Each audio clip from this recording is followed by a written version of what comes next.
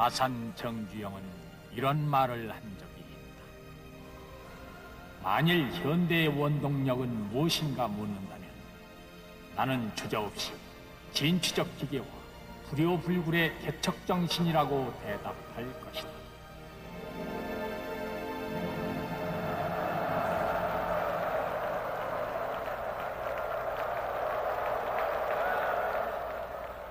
그들의 자산은 진취적인 기계였다. 그들의 자본은 불효불굴의 개척정신이었다. 이제 그들이 성장의 정점에서 새로운 세기의 문을 연다. 아산 정주영.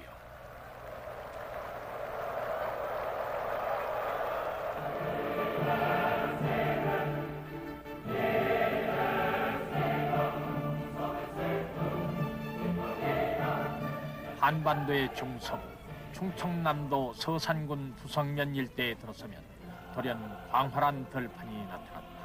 서산농장이다. 서울에서 아산을 만날 수 없을 때 어김없이 아산을 발견할 수 있는 곳도 이곳 서산농장이다. 아산은 그만큼 이 농장에 몰두해 있다.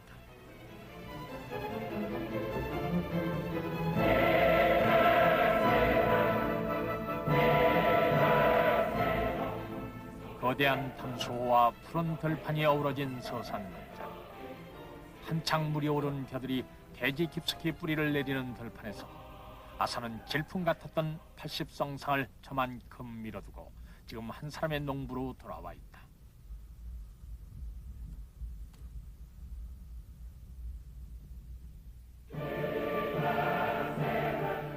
우리 시대의 철인, 전인 미답의 길을 만든 시대의 개척자, 민족의 역량을 발굴했던 시대의 교사였던 아산.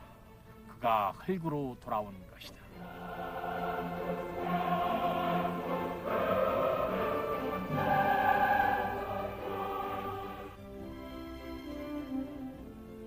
가을이면 빨갛게 익어가는 감과 한겨울의 폭설을 자랑하던 산자수명한 고장, 통천군 송전면 아산리. 그렇게 눈이 많던 겨울, 한 신문에 금월 교토에서 일본 천황이 즉위식을 거행하였다더라. 일제 세력 팽창 소식이 기사로 실리던 바로 그날 1915년 11월 25일 정주영은 태어났다.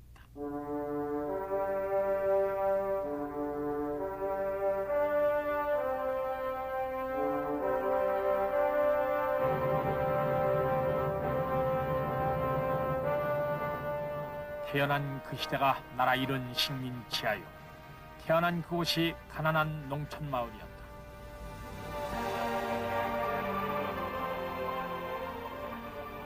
정주영 일가 역시 그 시대의 비전이었던 가난을 피할 수는 없었다. 아버지 정봉식과 어머니 한성실, 10여 명 대가족의 장남이었던 아버지는 농토에 대한 갈망이 참으로 컸던 분이었다.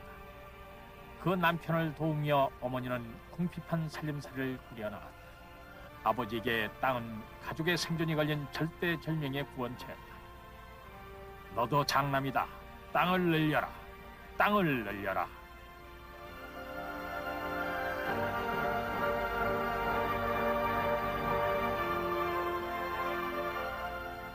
이 무렵 소년 주영은 운명적인 한 편의 소설을 만난다. 춘원 이광수의 신문연재 소설 흙이었다.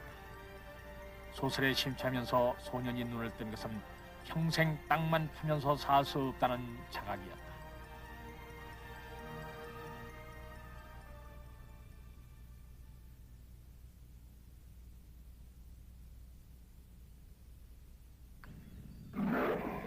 맹수는 우리에 갇혀도 피호의 습성을 잊지 않는다. 백수를 거느리고 내달릴 평온을 열망한다. 소년 주영의 거듭된 가출은 운명을 탈출하려는 몸부림이었고, 한번 내닫기를 시작한 맹수는 스스로 그 질주를 멈출 수가 없었다. 마침내 그는 네 번째 가출을 시도한다. 이때 그의 나이 19. 목적지는 서울.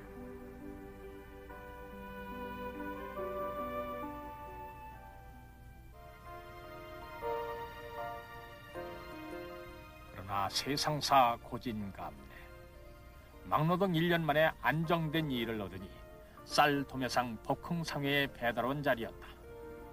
이 가게에서 정주영은 주인의 신임을 얻어 3년 만에 가게를 인수하고 자신의 쌀가게에 경일상회를 갖게 이른다. 또 한 번의 경랑이 일었다. 한국전쟁이 발발한 것이다.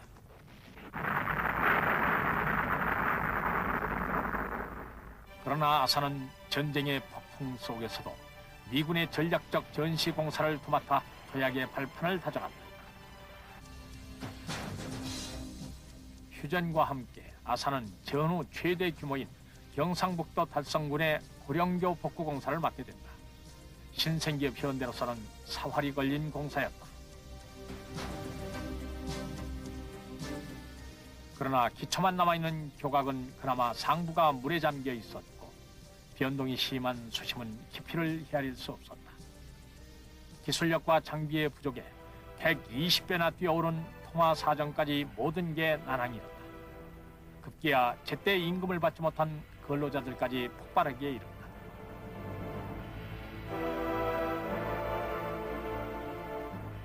공사 중단인가 아니면 기업의 신용인가. 이때 아산은 자신과 혈육의 집까지 팔아가며 끝내 공기를 맞춰내 현대의 신용을 지킨다. 현대가 이 공사의 결선금을 청산하는 데 걸린 시간만도 무려 20년. 하지만 이 소박한 다리의 의미는 보다 값지다. 아산과 현대건설이 사수한 기업의 공신력, 현대의 기업 정신을 이 작은 다리에서 발견할 수 있기 때문이다.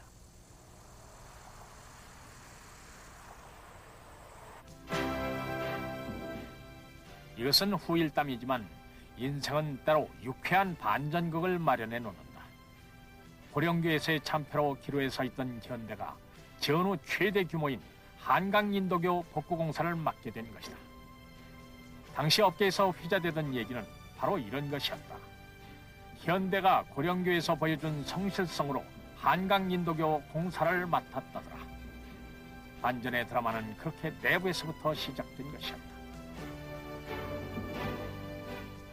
1958년 5월 준공식에서 만나게 되는 아산의 표정은 자신감과 패기의 차이다. 현대는 이 공사로 국민들에게 재기의 자신감을 안겨주면서 비약적인 기업 성장의 전기를 마련하게 된다. 그리고 그날 대통령과 시민들이 감격에 젖어 통과했던 그 다리는 60년대의 경제 개발과 7, 80년대의 고속성장을 담당해온 경제적인 통로로 오늘 수도 서울의 낭만과 서정을 장식해주는 풍경으로 살아있다.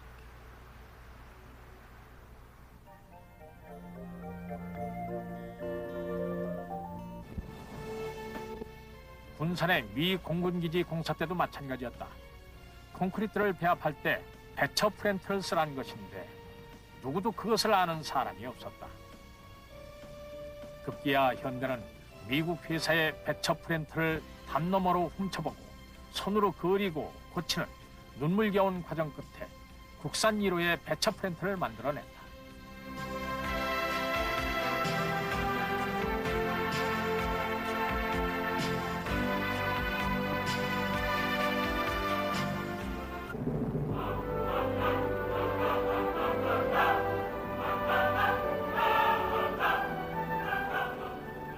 자본과 기술의 자력 행상은 아산의 평생에 걸쳐 일관된 신념이었다. 아산이 간척 사업에 그렇게 몰두했던 것도 국토의 창조야말로 항구적으로 민족의 자립을 보장한다는 신념 때문이었다. 누군가 해야 할 일이라면 어떤 장애가 있든 자신이 감당한다는 아산의 각오였다.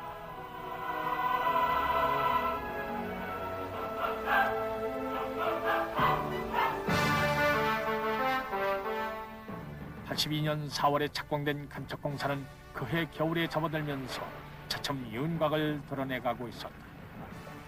바다를 가로막는 방조제가 서서히 얼굴을 드러내는 중이었다.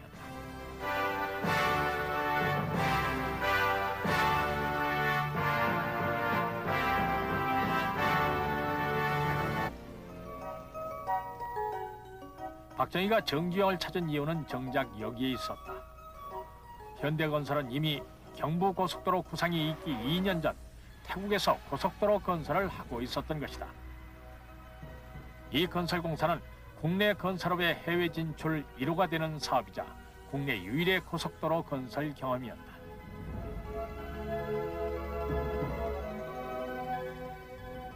뿐만 아니라 정주영은 청탄이 빗발치던 월남에서의 준설공사, 영하 40도 알래스카에서의 다리 건설에서 식인종이 우글대던 파푸아 뉴기니아까지 아산과 현대는 해외에서 대형 공사의 귀중한 경험을 쌓아가던 중이었다. 박정희는 정주영의 바로 그 경험과 추진력을 절실히 필요로 했던 것이다.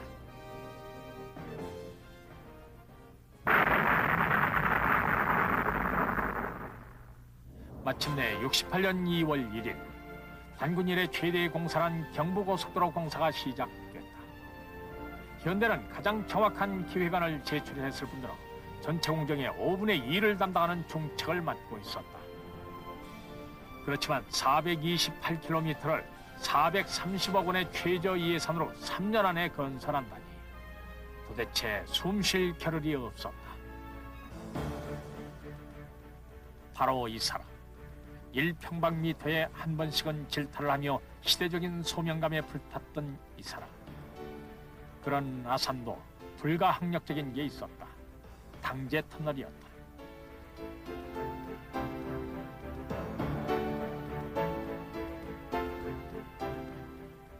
옥천군과 영동군 사이 소백산맥을 통과하기 위해서 터널을 뚫는데 뚫기만 하면 두부살처럼 무너져 내리는 것이었다. 낙반 사고만도 13차례. 공기를 2달 남겨두고 아직 터널조차 뚫지 못했으니 정말 총칼이 없었을 뿐 시시각각이 전쟁이었다.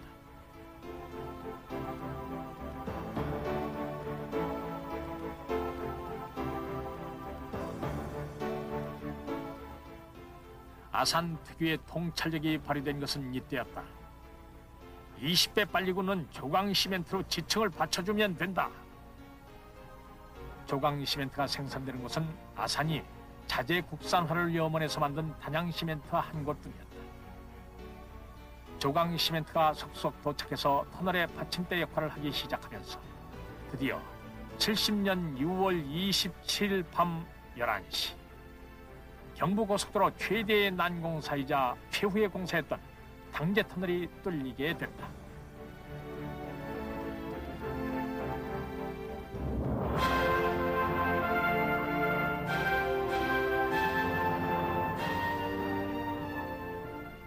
해냈다.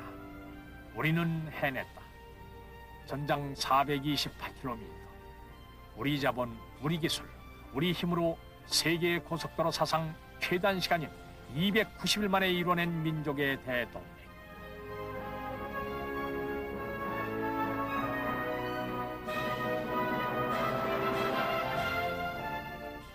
오늘의 이 길은 우리 자본, 우리 기술의 완성을 그토록 갈망했던 사람들의 헌신을 상기시킨다. 절대 빈곤에서 자동차 만원 시대의 오늘까지 우리는 이 길을 달려왔고 아산은 바로 이 길을 만든 사람이었다.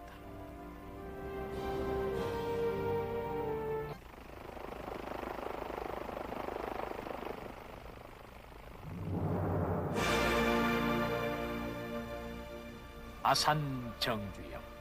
그는 누구인가? 길고 얇은 얼굴, 가느다란 눈. 아산은 북방 기마민족의 골격 형태의 가장 근접한 한국인으로 손꼽힌다.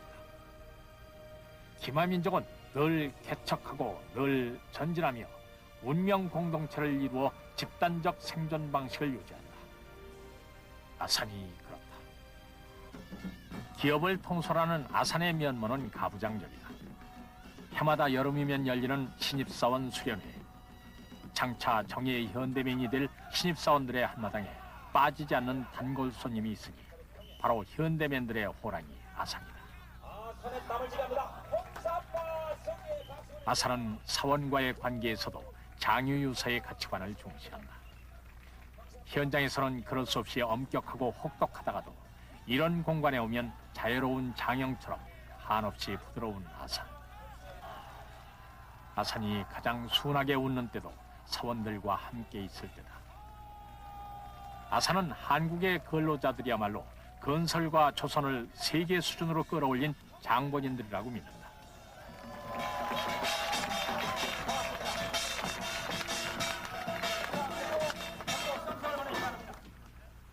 그렇다.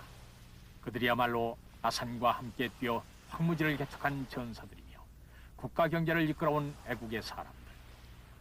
그리고 앞으로 수많은 난관과 시련의 파도를 비치고 나가 또 다른 경제 기적을 창출할 사람들. 바로 아산의 동료며 분신들이다.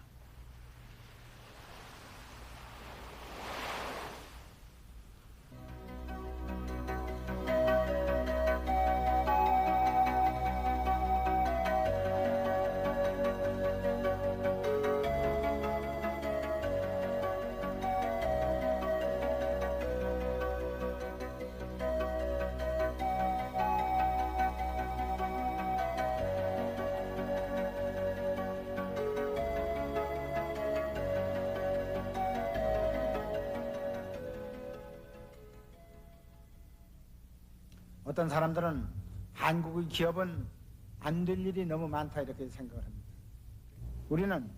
우리가 생활해 나가는데 모든 분야에 있어서 다 어려운 게 있지 쉬운 것만 있는 것은 아닙니다. 그 어려운 것은 우리가 다 극복할 수 있다. 나는 이렇게 생각을 합니다. 공격이 최상의 방어다 이렇게 얘기를 했습니다. 기업에 있어서도 우리가 우리는 전진적인 자세로 우리는 활동을 해야지